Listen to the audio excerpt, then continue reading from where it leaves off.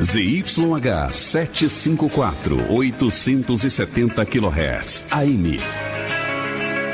Rádio Universitária, Goiânia. Emissora da UFG.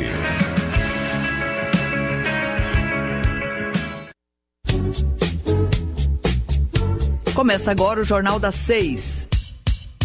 Independência e credibilidade desde 1980.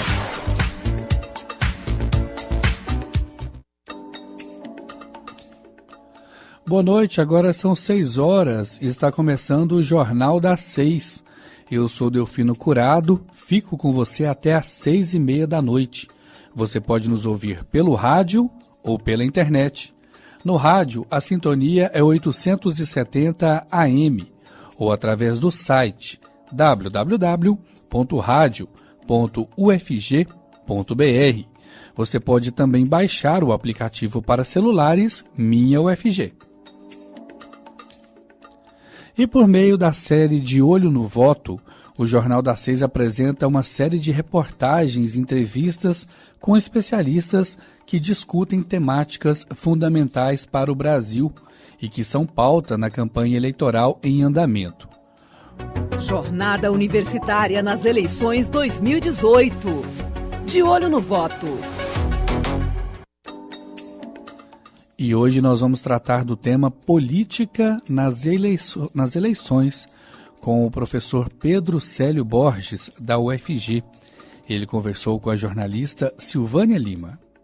O Brasil vive uma efervescência política com a aproximação das eleições 2018. Este é o período de se discutir e analisar os temas latentes do cenário político nos seus diversos níveis. Em entrevista para a série De Olho no Voto, o professor Pedro Célio Borges, da Faculdade de Ciências Sociais da UFG, fala sobre a crise dos partidos, os desafios dos novos gestores e parlamentares e as composições políticas dessas eleições para Goiás e o Brasil. Olá, professor Pedro Célio, muito obrigada por atender o nosso convite. Do ponto de vista das relações políticas, como que o senhor avalia o quadro de composição das chapas concorrentes para a presidência da República? Essas chapas, elas decorrem diretamente da conjuntura criada a partir de 2013, daquelas manifestações de 2013, quando a população dispôs-se a manifestar de maneira muito efetiva, muito contundente, e cobrando dos poderes públicos, né, que eles tenham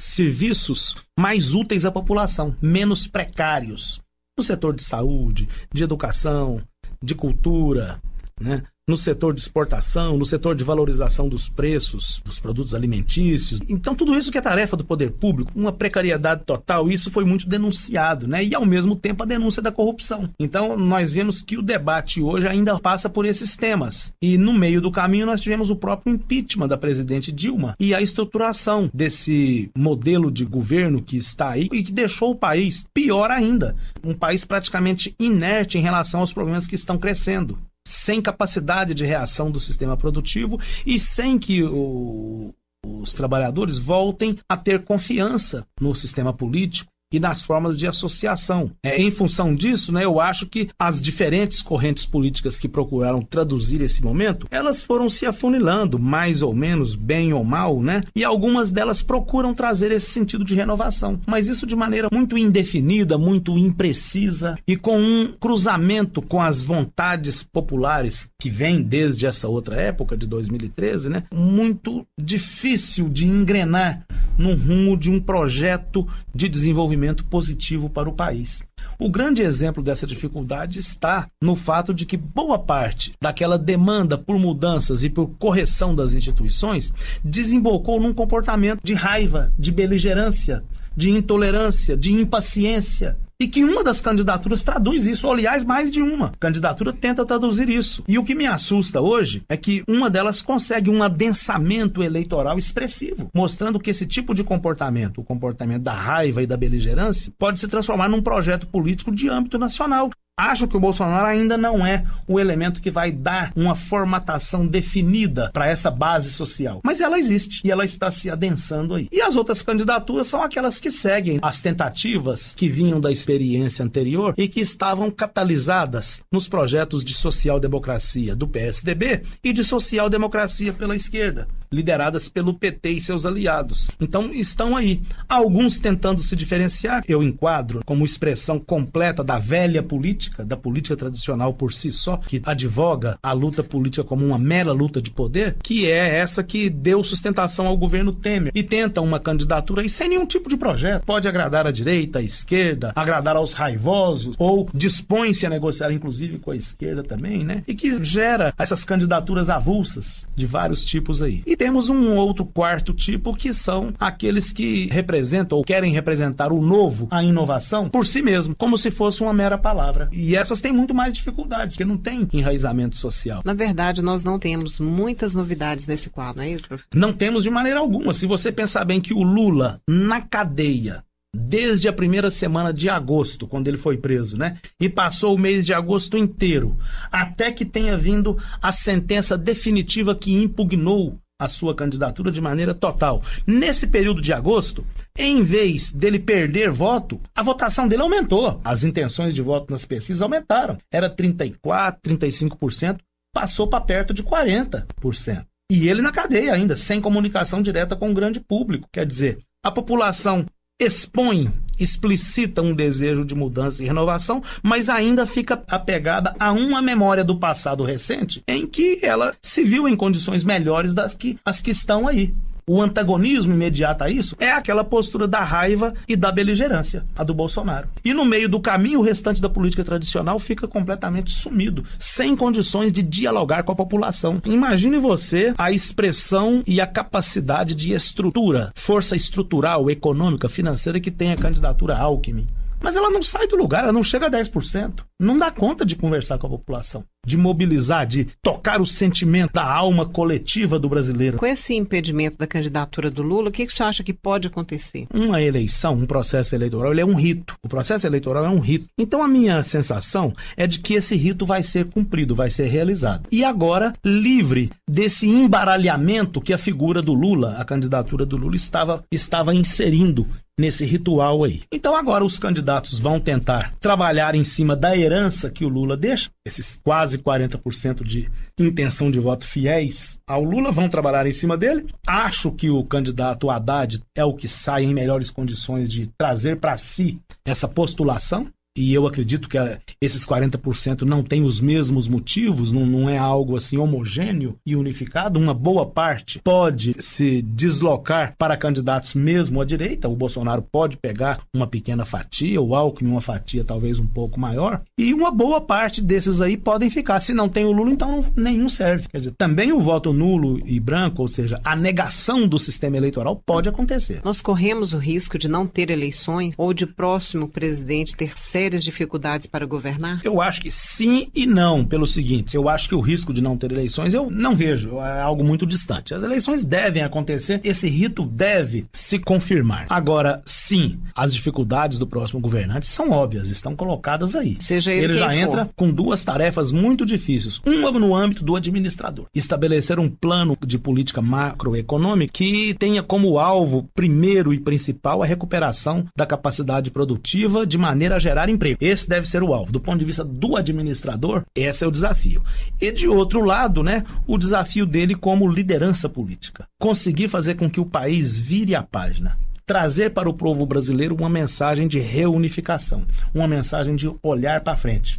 De dizer, ninguém precisa anular os seus interesses e deixar de lutar pelo seu próprio quinhão, mas que todos entrem com um espírito diferente em relação a aceitar as regras do jogo, a entrar na negociação política, e isso eu estou dizendo com outras palavras, ele saiba dar mostras de que isso é para valer, propondo um plano de reforma política que tenha credibilidade junto à população. Então ele vai ter que dizer isso, né, convocar os brasileiros para voltar a acreditar na política e oferecer uma política diferente dessa que está aí. Uma política que tenha regras diferentes, partidos diferentes, instituições funcionando sob outra lógica. Que tente unificar. Sim, exatamente. Em sua opinião, o país está e vai continuar dividido. Vive essa divisão e vai entrar no próximo período de governo assim. Então a tarefa desse novo dirigente é buscar o êxito nessa tarefa de reunificação do país. Em relação aos partidos políticos, em sua opinião, há uma crise dos partidos?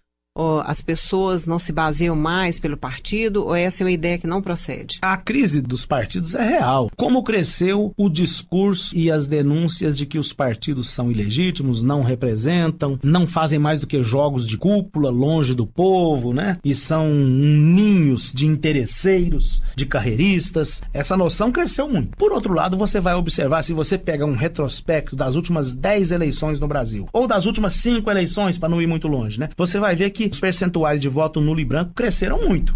Então, tudo isso está mostrando que o atual modelo de partido político não está bom, não está agradando ou não está sendo eficiente para fazer a mediação entre os interesses dos diferentes segmentos da população com os poderes públicos. Então, muda o povo ou muda os partidos? Certamente que os partidos têm que ser modificados. E junto com eles o próprio sistema eleitoral. E aí vai entrar muitos debates, né? Essa reforma política supõe muitos elementos. Até mesmo o voto obrigatório deve entrar nessa discussão. Né? E o modelo de partido, o modelo de eleições, tudo isso deve ser revisto. Há uma proposta de reforma política que propõe que os partidos abracem um programa e não apenas os candidatos. Você acha que essa seria uma forma ideal? Do ponto de vista da lei, do ponto de vista formal, isso já existe, isso já é assim. O partido só existe no momento em que ele consegue um determinado número de assinaturas em 9 estados da federação e registre essas assinaturas em torno de um programa partidário explícito e de um estatuto explícito. Quer dizer, formalmente já é assim. Mas o que nós estamos tratando aqui, e o eixo de toda essa nossa conversa, está sendo a relação e a efetividade dessas organizações partidárias com aquilo com que está proposto nos seus documentos. E há uma distância muito grande. A população não enxerga nenhum vínculo entre o que os partidos e os políticos dizem e o que eles fazem. Trata-se de fazer com que essa vontade da população, como uma força coletiva, com capacidade de interferir na dinâmica institucional, ela tenha verdadeiramente voz e tenha uma efetividade mínima para dar sustentação à reforma política, que está sendo hoje talvez um dos mais difíceis de realizar na nossa democracia. Como se avalia o quadro de candidatos? Teremos renovações ou a tendência à manutenção de políticos já conhecidos? As pesquisas estão indicando uma tendência de manutenção em quase 100%. Se você pegar a disputa aos cargos majoritários, é 0 de renovação. 0 de renovação. Se você pegar a tendência aos cargos proporcionais, que é a Assembleia Legislativa e Câmara Federal, a aposta na renovação é muito pequena, pela esquerda e pela direita. Quais os candidatos, por exemplo, que numa projeção de chances matemáticas eleitorais terão chance de se eleger pela esquerda hoje? Os mesmos que já estão aí há 5, 6 mandatos. Os mesmos. A expectativa de renovar por esse lado é quase nenhuma. E do lado da direita também e do centrão também. O que está faltando, pelo menos assim, ser divulgado dos programas dos candidatos? Por exemplo, não se ouve ninguém falar em soberania nacional. Quais os pontos que o senhor acha que é muito importante e que ninguém está falando sobre ele? Naquilo que está registrado no Tribunal Eleitoral, e a imprensa até repercutiu um pouco, as semelhanças são muito grandes. Eles tratam os temas de maneira genérica. Eles tratam os temas importantes, os temas mais atuais, os temas mais prementes para a população, eles estão abordando. Alguns de maneira muito genérica e pouco crível. E eu acho que esse é o grande problema, né? Fazendo dessa maneira, eles não conseguem mobilizar a população. E também não atingem. E não se comprometem. E aí também evitam de se comprometer com tocar o dedo em algumas feridas que são necessárias. Sistema tributário, tem que atacar o sistema tributário. Eu vi uma propaganda de um candidato aí dizendo que, até bem estruturado, né, a proposta de reformulação tributária em 3 níveis de alteração, uma da União, outra do Estado, outra do município. Mas, de qualquer maneira, os elementos e os percentuais de impostos, ele não trata disso, fica de maneira genérica. A grande demanda da classe média e do pequeno empresário no Brasil são as alíquotas de imposto. O assalariado médio no Brasil, ele é engolido pelo imposto de renda de maneira muito cruel. O pequeno empresário também ele vive aí se equilibrando para pagar imposto. Então esse sistema tributário tem que ser atacado de maneira mais precisa, mais especificada. E isso demanda um tempo para o debate, porque é uma matéria técnica. E isso demanda esse compromisso que você mencionou aí. E quando isso é tratado de maneira apenas genérica, apenas dando o nome ao tema sem entrar no como fazer, fica muito difícil. Quais são os desafios das próximas gestões e mandatos para Goiás e para o Brasil, independente do resultado das eleições? Qualquer que sejam os vencedores das eleições, né, as coligações e os seus respectivos esquemas de sustentação, vão ter que enfrentar esse dilema hoje no Brasil, que é o maior de todos, que abate as cidades, as regiões metropolitanas, as áreas de produção agrícola voltadas para o mercado interno ou para a exportação, que é a recuperação da economia vinculada à produção de emprego e a um sistema de acesso aos benefícios que isso gera, que seja mais justo do que está sendo hoje. Então, o combate ao desemprego e programas de redistribuição de renda tem que ser os elementos número 1 apresentados à população, para que esses programas sejam o pretexto para a convocação do brasileiro e do goiano, né, a voltar a acreditar na política. Professor Pedro Célio, muito obrigada pela entrevista. Professor Pedro Célio é cientista político, professor aposentado da Faculdade de Ciências Sociais da Universidade Federal de Goiás. Muito obrigada, professor. Eu que agradeço. E amanhã a Rádio Universitária vai continuar falando sobre política nas eleições. Não perca aqui dentro do Jornal das 6. Agora, 6h16, e a gente faz o intervalo e volta já.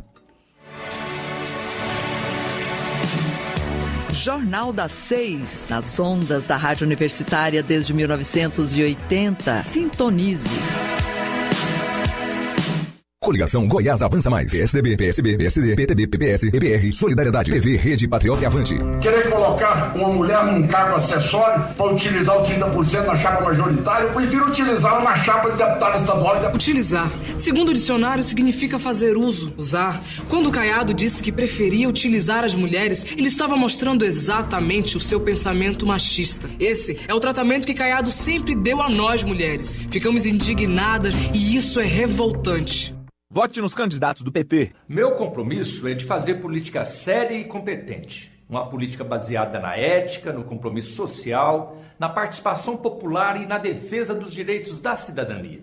Para deputado federal, Rubens Ottoni, 1313. Educação é a solução. Pela bancada do GIS e justa reforma tributária. Advogado, escritor, professor e agora o seu deputado federal, professor Júlio Anderson, 1318. Voltamos a apresentar o Jornal das 6.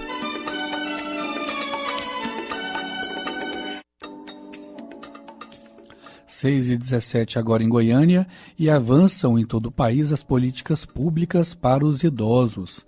Na tarde de ontem, foi ministrado em Goiânia capacitação sobre a estratégia Amigo da Pessoa Idosa, do Ministério do Desenvolvimento Social.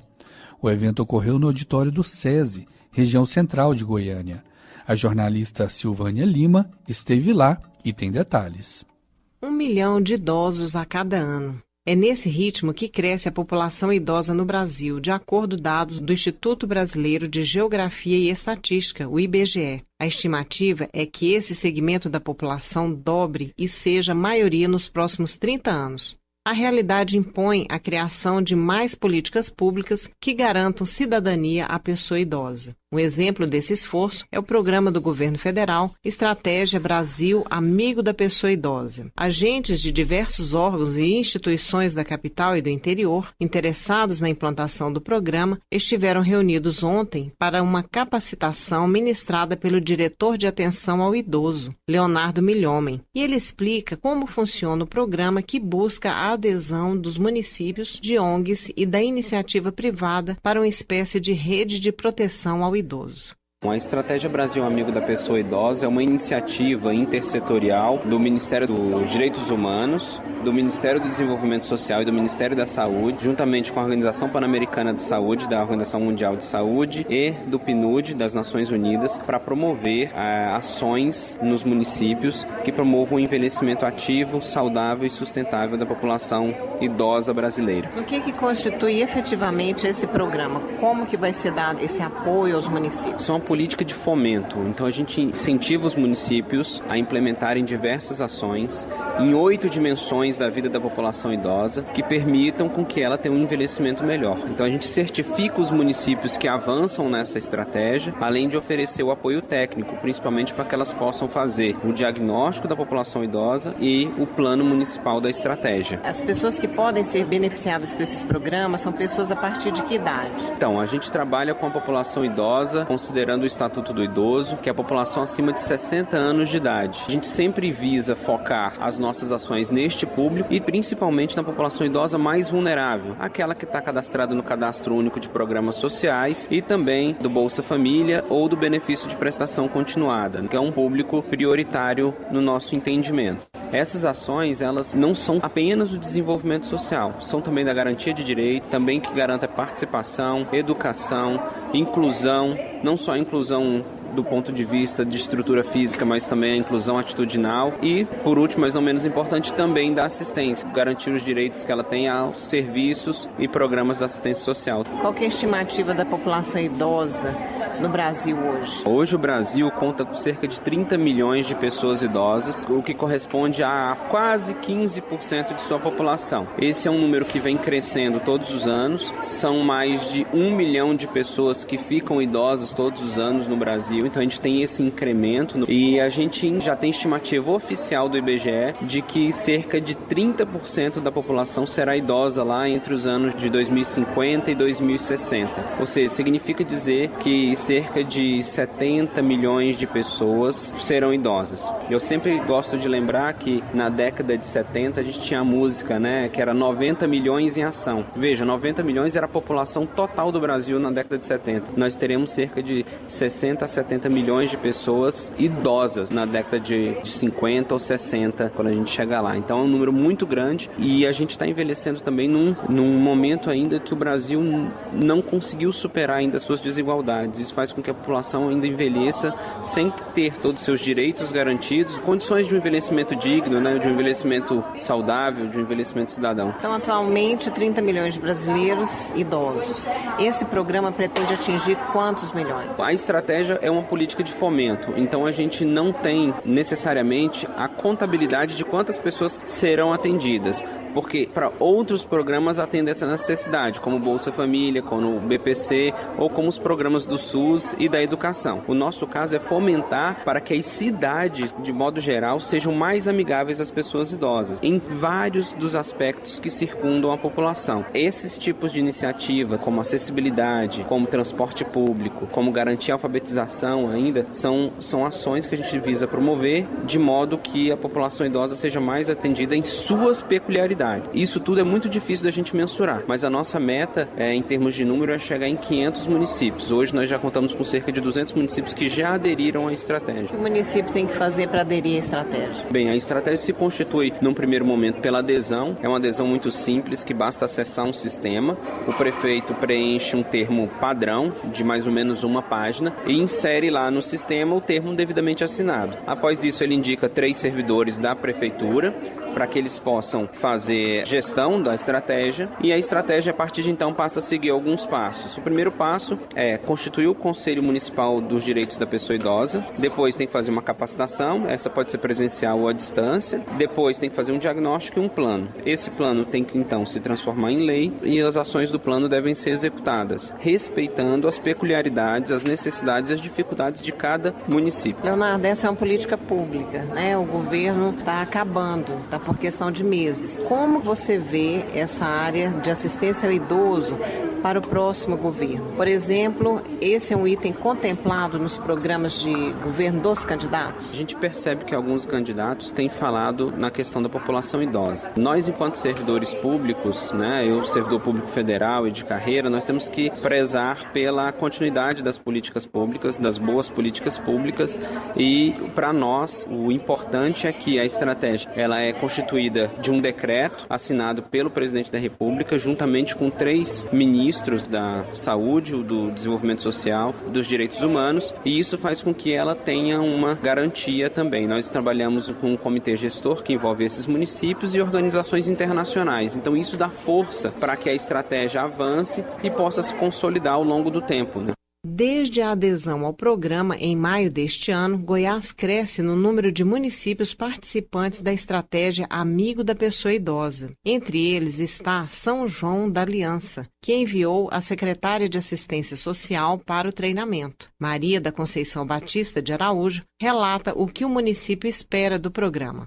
A questão de trabalhar melhor com o idoso, formar uma rede, por o idoso não ser só da obrigação da assistência, ser da obrigação da saúde, da educação, redes particulares como ONGs e trabalhar em grupos para fazer melhor para o idoso. Quer dizer que é uma ação integrada pelo idoso. Uma ação integrada com o idoso. Fizemos adesão, viemos na primeira capacitação, agora é a segunda e a gente vai estar fazendo um curso online para a gente entender melhor sobre o programa, para estar trabalhando direitinho com o idoso. São João da Aliança tem quantos habitantes? 14 mil habitantes. Quantos idosos, mais ou menos? Que a gente trabalha tem umas 83, 86, mais ou menos. Mas você acredita que essa demanda é maior? É bem maior, que tem idosos que estão em forma de abandono, que a gente está buscando. Através desse programa serão envolvidos órgãos governamentais, mas também ONGs, clínicas, abrigos, sejam mantidos por que recursos forem. Sim, o idoso não é só da obrigação da assistência, é da obrigação de todos. Tem uma ONG lá, às vezes quando o idoso que não tem família, a gente leva até, que chama Batuíra, a gente leva o idoso que a gente passa para seu interno lá para ter todos os cuidados. Como tem o conselho fiscaliza se está bem atendido, se está sendo bem atendido o idoso.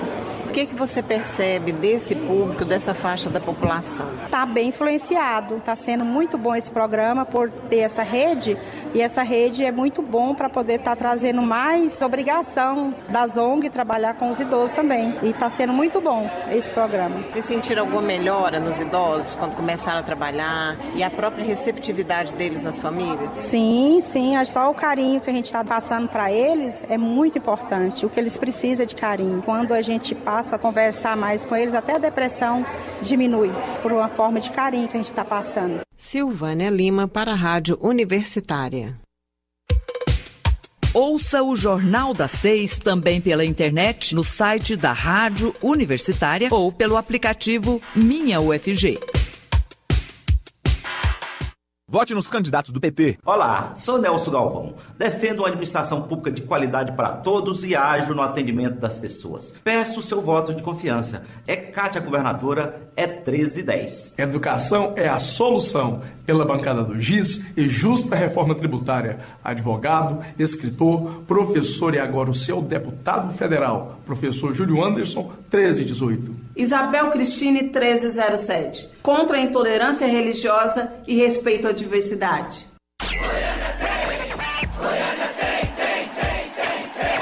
Como governador, jamais discriminei cidades comandadas pela oposição. Aqui em Goiânia, nós fizemos obras que mudaram a vida das pessoas, como o Sistema Produtor de Águas Mauro Borges, que vai garantir o abastecimento de água na capital até pelo menos 2040. Ou também o subsídio do Eixo Anhanguera. O meu mandato no Senado será de todos os goianienses. Com a Cone no Senado, o Brasil vai ter também! Coligação Goiás Avança Mais.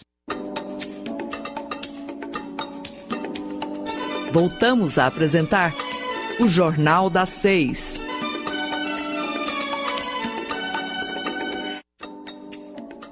Eleições, Bolsonaro segue líder nas pesquisas e Haddad se isola na segunda posição. A reportagem é de Tiago Marcolini. Pesquisa Ibope divulgada na noite desta terça-feira apontou que o candidato do PSL ao Planalto, Jair Bolsonaro, segue com preferência na maioria dos eleitores. O militar reformado subiu 2 pontos percentuais desde o último levantamento e aparece agora com 28% das intenções de voto. Fernando Haddad, substituto de Lula no pleito, subiu de 8% para 19% na pesquisa e está isolado na segunda posição. Ciro Gomes, do PDT, aparece na terceira posição com os mesmos 11% da última pesquisa. No limite da margem de erro, que é de 2 pontos percentuais para mais ou para menos, o pedetista está empatado com Geraldo Alckmin, do PSDB, que oscilou de 9% para 7%. Marina Silva, da Rede, também teve baixa nas intenções de voto. A ex-ministra do Meio Ambiente caiu de 9% para 6%. Álvaro Dias, do Podemos, João Amoedo, do Novo e Henrique Meirelles, do MDB, estão tecnicamente empatados e têm 2% cada. Cabo Daciolo, do Patriotas, tem 1%. O Ibope também levantou a taxa de rejeição dos candidatos. Jair Bolsonaro segue como líder no quesito, com 42% de rejeição. Haddad vem na sequência com 29%. Cerca de 20% dos entrevistados não votariam de jeito nenhum em Marina Silva, 20% em Alckmin e 19% em Ciro Gomes. Em possíveis cenários de segundo turno simulados pelo Ibope, há equilíbrio entre os candidatos. Em eventual disputa entre Haddad e Bolsonaro, os dois teriam 40% das intenções de voto cada. Ciro Gomes e Jair Bolsonaro também estariam empatados tecnicamente, o que também aconteceria caso o militar disputasse o segundo turno com Geraldo Alckmin. O único cenário em que Bolsonaro sairia vencedor seria contra Marina Silva. O militar teria 41% das intenções de voto contra 36% da ex-senadora. A pesquisa foi encomendada pela TV Globo e pelo jornal Estado de São Paulo e ouviu 2.506 eleitores em 177 municípios entre os dias 16 e 18 de setembro. Reportagem Tiago Marcolini. 6h30, e com essa informação a gente encerra o Jornal das 6 de hoje, quarta-feira, 19 de setembro de 2018. Agradecemos os trabalhos técnicos de Sandro Alves. Continue ouvindo a Rádio Universitária, porque vai começar agora Estação Esportiva. O Jornal das 6 fica por aqui. Nós temos um encontro marcado de segunda a sexta, a partir das 6 horas da noite. Muito obrigada pela audiência.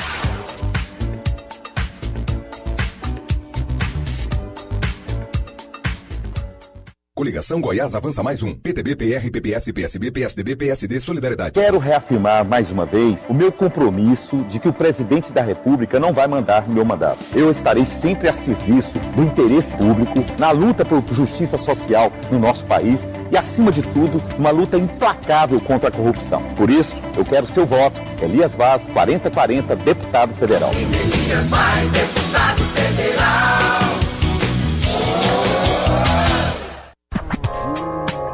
Universitária Goiânia, 870 AM. Música, informação e diversidade cultural. Emissora da UFG.